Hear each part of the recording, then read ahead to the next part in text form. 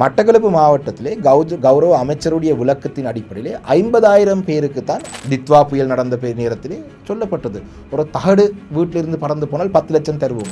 அஸ்வசுமன்றதுக்குள்ளே பதியப்படாத எத்தனையோ ஆயிரக்கணக்கானவர்கள் இருக்கிறார்கள். பாதிக்கப்பட்டவர்கள், கிடைக்க வேண்டியவர்கள், நிவாரணம் கிடைக்க வேண்டியவர்கள், பாதிக்கப்பட்ட சமூகத்திலே பலர் இருக்கிறார்கள். இந்த அஸ்வசும கிடைக்காதவர்கள். බැටික්ලෝ මටකලපුව දිස්ත්‍රික්කයේ ඉන්නවා 50,302යි. அனைவருக்கும் வணக்கம். நான் சாணக்கியன். பாராளுமன்றத்திலே நான் பாராளுமன்ற குழு தலைவராக என்னுடைய கடமையிலே ஆரம்பித்ததுக்கு பிறகு ஒவ்வொரு வாரமும் 27/2 அதாவது நிலையில் காட்டில் 27/2 ஸ்டாண்டிங் ஆர்டர்ஸ் 27(2) கீழே கட்சி தலைவர் என்ற அடிப்படையிலே தேசிய முக்கியத்துவம் வாய்ந்த சில கேள்வியை எழுப்பலாம். அந்த அடிப்படையிலே ஒவ்வொரு வாரமும் எங்களுடைய வடக்கு கிழக்கு தமிழர் தாயகத்திலே நாங்கள் தமிழ் மக்கள் மாத்திரம் முகம் கொடுக்கும் தமிழ் மக்களுக்கென்று இருக்கும் விசேடமான பிரச்சனைகள் சம்பந்தமான ஒரு கேள்வியும், தமிழ் மக்களுக்கும் ஒட்டுமொத்த நாட்டு மக்களுக்கும் பாதிப்பை ஏற்படுத்தக்கூடிய தேசிய முக்கியத்துவம் வாய்ந்த சில பொருளாதாரம் சம்பந்தப்பட்ட சில விடயங்கள் சம்பந்தமான சில கேள்விகளையும் ஒவ்வொரு வாரம் ஒரு கேள்வி கேட்கிறதாக நான் அதுக்கான வாய்ப்பை ஏற்படுத்தி கொண்டிருக்கின்றேன். அந்த வகையிலே கடந்த பாராளுமன்ற அமர்வு நடந்த வாரத்தில் 2 கேள்விகளை கேட்டிருந்தேன். இதுக்கு முன்பாக நான் தொல்பொருள் சம்பந்தமான கேள்வியை கேட்டது சம்பந்தமான ஒரு விளக்கம் ஒரு காணொலியிலே வழங்கியிருந்தேன். இது அதே வாரம் 2வது கேள்வி, எங்களுடைய வடக்கு கிழக்கு மக்களும் நாட்டு மக்களும் முகம் கொடுக்கும் பொருளாதாரத்தோடு சம்பந்தப்பட்ட இதுவும் முக்கியமான விடயம்தான். இதுவும் ஒரு கேள்வியாக கேள்வியிருந்தேன். இந்த கேள்வி எங்களுடைய அஸ்வசும திட்டம் சம்பந்தமான ஒரு கேள்வி. ஏன் இந்த அஸ்வசும திட்டம் சம்பந்தமான கேள்வியை இந்த காலப்பகுதியை நான் கேட்டிருக்கிறேன்னு சொன்னால், உங்களுக்கு தெரியும், நாட்டிலே தற்பொழுது ஈரான், இஸ்ரேல், அமெரிக்கா இந்த நாடுகள் இணைந்த வகையான நடக்கிற வளைகுடா நாடுகளில் நடக்கிற இந்த போராட்டம், இந்த குழப்பங்களின் காரணமாக நாட்டிலே எரிபொருளுடைய விலை மக்களுக்கு காசு கொடுத்து வாங்க முடியாத அளவுக்கு அதிகரித்திருக்கின்றது.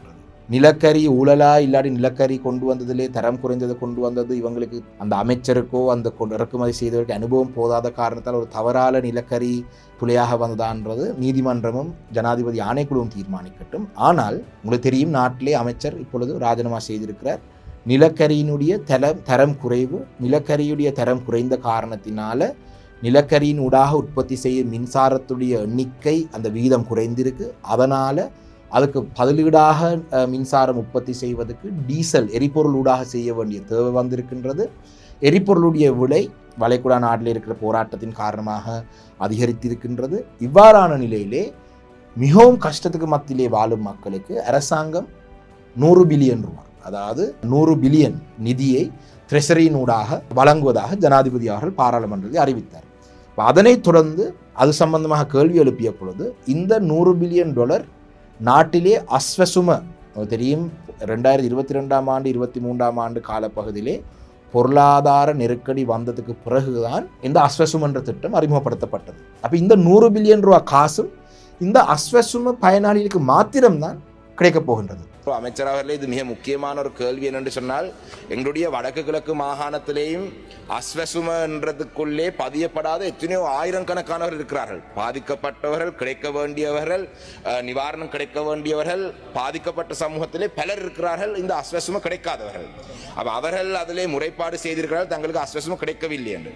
அப்போ இந்த அஸ்வசும உங்களுடைய அரசாங்கம் பாதிக்கப்பட்ட சமூகத்துக்கு 100 பில்லியன் ரூபாய் நிதியை வழங்குறதுக்கு நாங்கள் இருக்கணும். அதை வரவேற்கத்தக்க விடயம். ஆனால் அஸ்வசுமைக்குள்ளே உள்வாங்கப்படாதவர்களுக்கு இது சம்பந்தமான இதில் பலன் கிடைக்காது. அப்போ இது சம்பந்தமான ஒரு கேள்வி ஒன்றை நான் கௌரவ அமைச்சரிடம் நிதி அமைச்சரிடம் கேட்டிருந்தேன்.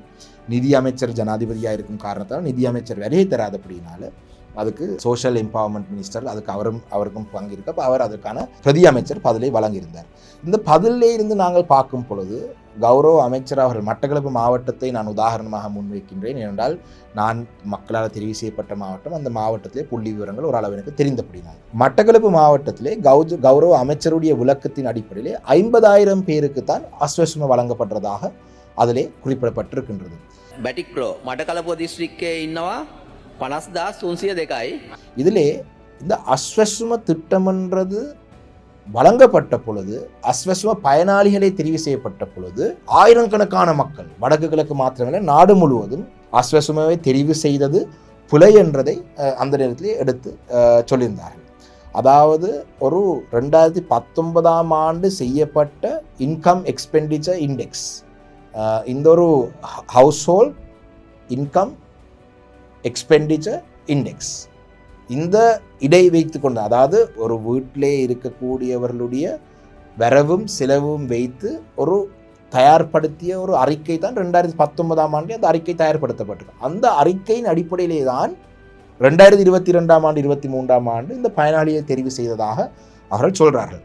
இந்த பயனாளிகளுடைய தெரிவு சம்பந்தமாக நாங்கள் தொடர்ச்சியாக அஸ்வசும பயனாளிகள் கிடைக்க வேண்டியவர்கள் கிடைக்கவில்லை, அஸ்வசும பயனாளியுடைய எண்ணிக்கை அதிகரிக்க வேணும், மட்டக்களப்பு மாவட்டத்துக்கு வழங்கப்பட்ட அஸ்வசும பயனாளியுடைய எண்ணிக்கை போதாது என்று அதுக்கு அந்த விண்ணப்பம் இருந்து அது தினேஷ் குணவர்தன தலைமையிலான ஒரு குழு இருந்து 2023 தெரிவு செய்ய போது ஒவ்வொரு வாரம் இது சம்பந்தமாக பாராளுமன்றத்திலே குரல் எழுப்பி அந்த நேரத்தில் ஒரு குறிப்பிட்ட அளவு அஸ்வசும பயனாளியுடைய எண்ணிக்கை மட்டக்களப்பு மாவட்டத்துக்கு ஒதுக்கப்பட்டவர்களை நாங்கள் அதிகரிக்கக்கூடியதாக இருந்தோம். ஆனால் இன்று மட்டக்களப்பு மாவட்டத்திலே 6 லட்சம் பேர், சுமார் 6 லட்சம் பேருக்கு அதிகமாக வாழும் ஒரு மாவட்டத்திலே இலங்கையிலே பொருளாதாரத்தோட சம்பந்தப்பட்ட அந்த எந்த மாவட்டங்கள் முன்னிலையில் இருக்குன்னு பார்த்தால் இப்படிய வடக்கு கிழக்கிலே இருக்கிற 8 மாவட்டங்களும் பொருளாதாரம் என்ற விடயத்திலே மிகவும் பாதிக்கப்பட்ட மாவட்டங்களாக இருக்கின்றால் அதுக்கு 30 ஆண்டு விடுதலை போராட்டத்தால் பாதிக்கப்பட்டது, சுனாமியால் பாதிக்கப்பட்டது, அதனைத் தொடர்ந்து பல விடயங்களால் பாதிக்கப்பட்ட பிரதேசங்கள், அதே போல் அரசாங்கம் மாறி மாறி வந்த அரசாங்கங்களும் அந்த பிரதேசத்திலே பொருளாதாரத்தை கட்டியெழுப்புவதற்கு அந்த வாழ்வாதாரத்தை அதிகரிக்கிறதுக்கான நடவடிக்கை எடுத்ததாக தெரியவில்லை. அந்த காரணத்தினால இந்த வடக்கு கிழக்கிலே இருக்கிற 8 மாவட்டங்கள் பொருளாதாரத்திலே பின்தங்கிய மாவட்டங்கள். மட்டக்களப்பை உதாரணமாக வைத்து பார்த்தால் 6 லட்சத்துக்கு அதிகமான பேர் இருக்கிற மாவட்டத்தில் 50,000 பேருக்கு தான் அஸ்வசும கிடைக்கின்றது என்றால் கிட்டத்தட்ட 10% குறைவானவர்களுக்கு தான் அஸ்வசும கிடைக்கின்றது. ஆனால் அரசாங்கம் தற்பொழுது தங்களுடைய இந்த வளைகுடா நாடுகளில் நடந்திருக்கிற பிரச்சனைக்கு ஒரு தீர்வாகவும் 100 பில்லியன் ஒதுக்கி இருக்கிறது. அது அஸ்வசும பயனாளிக்கு மாத்திரம்தான் வழங்கப்படும். මඩකලපු දිස්ත්‍රික්කයේ දත්තිල්ලුවේ 50,300 දෙනෙක්ට තමයි හම්බ වෙන්නේ. හැබැයි මඩකලපේ ලක්ෂ 6කට වැඩි ජන ප්‍රජාවක් ඉන්නවා. මඩකලපෙන් 140කට වඩා දරිද්‍රතාවෙන් පෙළෙන කණ්ඩායමක් කියලා කියනවා. ඒතකොට එහෙම බැලුවම ගරු අමාත්‍යතුමනි ලක්ෂ 2ක් විතර අඩුම තරමේ දෙන්න වෙනවා. හැබැයි අපේ 50,000යි දෙන්නේ. අභ්‍යාචන විශාල ප්‍රමාණයක් තියෙනවා. ඒතකොට සමෘද්ධි එන කට්ටියටත් මේ බිලියන 100 හරහා මුදල් ලැබෙනවද? එහෙම නැත්නම් අස්වැසුම තියන අයට විතරද ලැබෙන්නේ? එතකොට සමෘද්ධි අස්වැසුමයි දෙකම නැති අයට දෙන්න වැඩපිළිවෙලක් නැද්ද? வளைகுடா நாடுகளிலே இருக்கிற இந்த நிலவரத்தின் காரணமாக எங்களுடைய நாட்டிலே பாதிக்கப்பட்டிருக்கிற மக்களுக்கு அரசாங்கத்தினால் வழங்கப்படும் இந்த நிவாரணங்கள் எல்லாம் கிடைக்குமா என்று கேள்வியை கேட்டால் அது ஒரு பாரிய சந்தேகத்தை தரும் விடயமாக இருக்கின்றது. இது எங்களுடைய மக்கள் புரிந்து கொள்ள வேண்டிய விடயம். ஜனாதிபதி அன்றகுமார திசாநாயக்க அவர்கள் ஜனாதிபதியாக பாராளுமன்றத்திலே வந்து உரையாற்றும் பொழுது நிதி அமைச்சராக பல சலுகைகளை கூறுவார். தித்வா புயல் நடந்த நேரத்திலே சொல்லப்பட்டது ஒரு தகடு வீட்டிலிருந்து பறந்து போனால் 10 லட்சம் தருவோம். ஆனால் வடக்கு கிழக்கிலே தித்வாவால் பாதிக்கப்பட்டவர்களுக்கு குறிப்பாக முல்லைத்தீவா இருக்கலாம், திருவண்ணாமலையாக இருக்கட்டும், மென்னராக இருக்கட்டும், இந்த பிரதேசங்களிலே ஒரு தகடு பறந்தால் எத்தனை பேருக்கு 10 லட்சம் கிடைத்திருக்கு.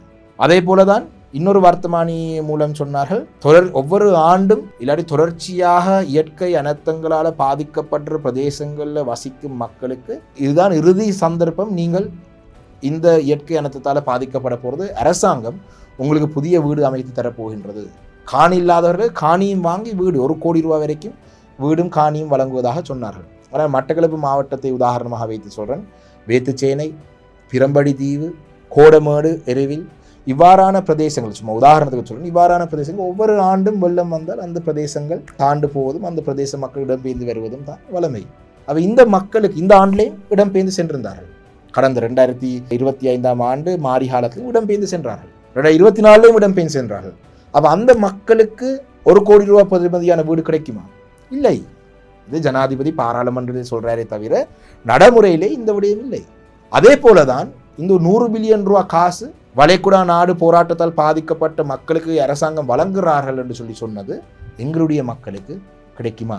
அதிலே அஸ்வசம் இருக்கிறவர்களுக்கு மாத்திரம்தான் கிடைக்கும். ஆனால் எங்களுடைய மக்கள் இந்த விடயங்களை வைத்து புரிந்து கொள்ள வேண்டும்.